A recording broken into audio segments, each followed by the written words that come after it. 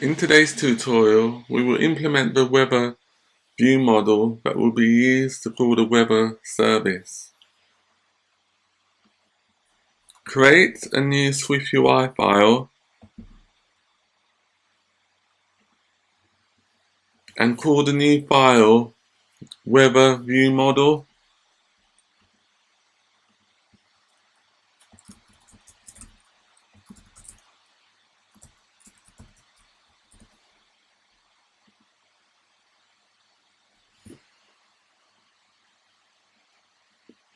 We can delete the preview.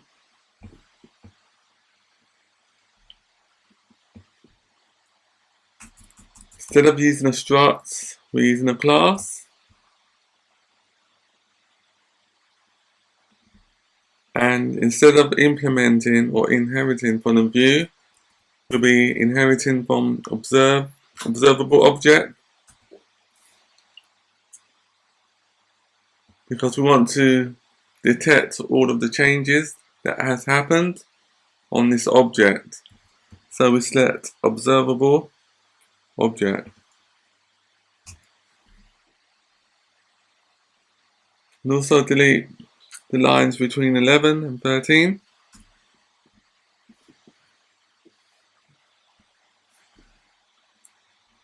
Next thing we need to do is type @main actor. The @main actor attribute in Swift is used to specify that a particular piece of code should be executed on the main thread.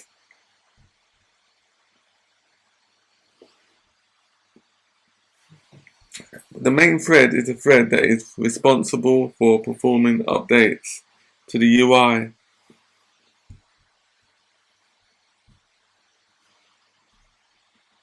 To publish these changes, we need to create a few publish variables.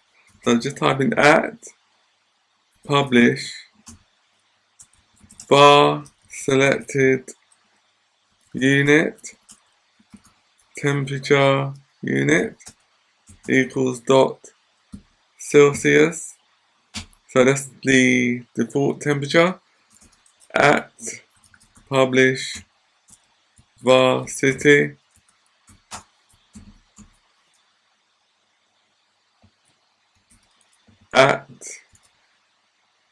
@publish var weather model,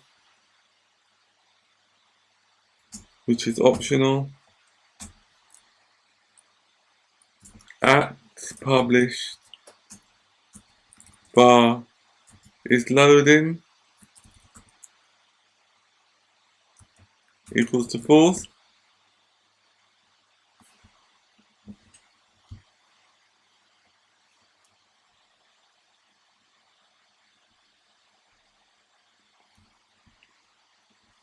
Next thing we need to do is to create an instance of our weather service class.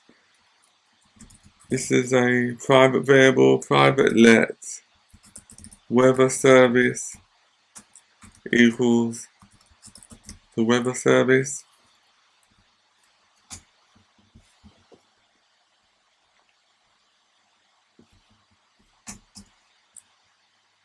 Now we need to enable the weather view model to fetch the weather from the weather web service. So we need to create a function called fetch weather, and this will be fetched asynchronously. Is loading true, as we're now trying to fetch the weather. So we need to capture any errors that could happen. I'll just create the catch block, display any errors to the screen, to the console. Error fetching weather, and display the error.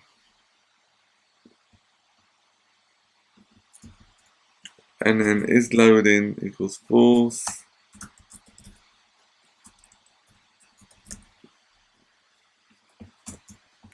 back in the do block, let weather data equals try await weather service dot fetch weather for city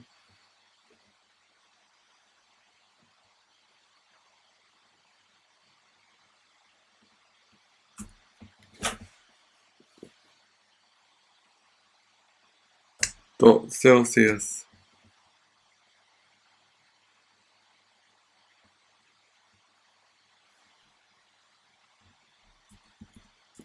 On line 24, what we're doing, we call the weather service to fetch the weather data for the specified city and unit.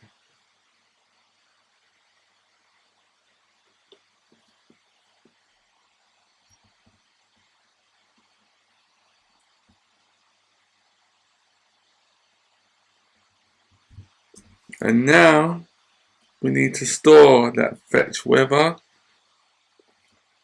within another variable, which is called weather. Weather equals weather data. Now let's compile it.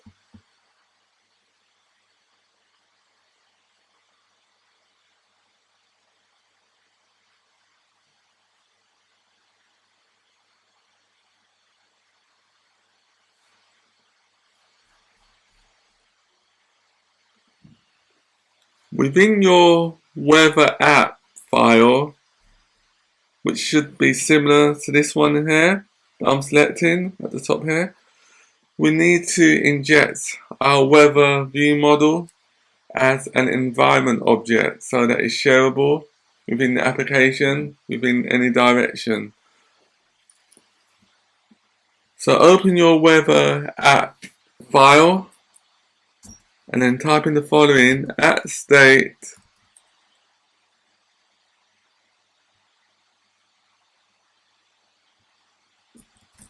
object private var view model equals weather view model.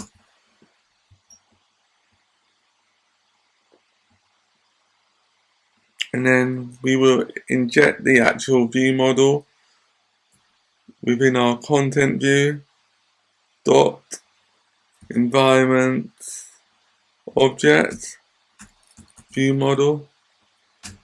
So now the content view has access to the view model. I'll compile it again.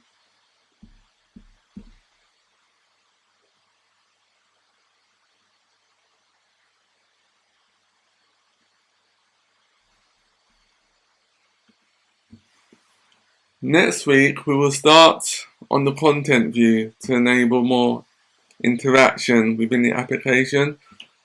So within the content view we'll be able to display our weather forecast and to interact with the API.